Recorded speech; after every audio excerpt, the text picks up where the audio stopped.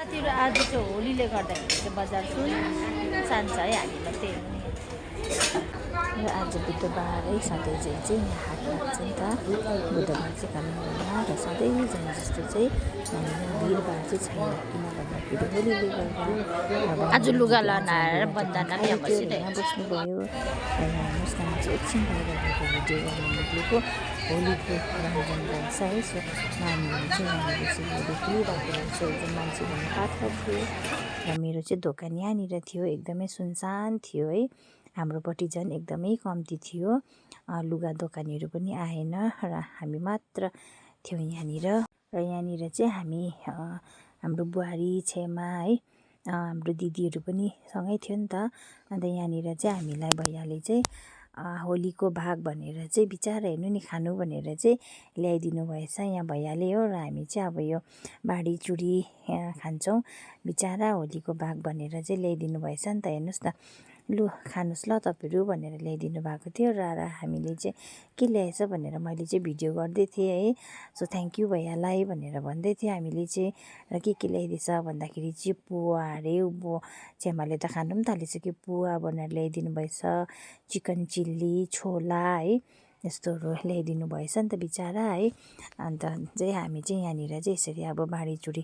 खाँदैछौँ अब मान्छे छैन आज व्यापार पनि छैन खानु त हो नि भन्दै दिल्लगी गर्दै हामी चाहिँ खानु लाग्यौँ है साथीहरू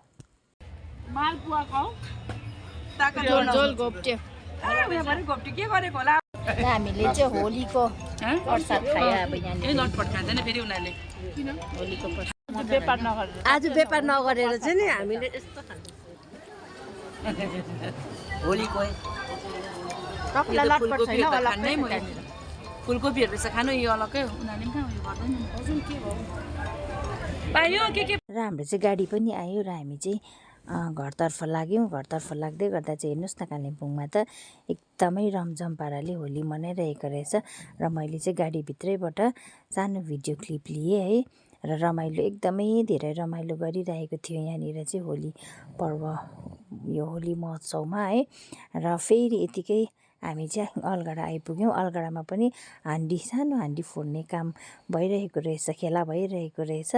र यहाँ हाँडी फोडेको चाहिँ मैले पनि एकछिन बसेर चाहिँ भिडियो गरेँ हो हेर्नुहोस् न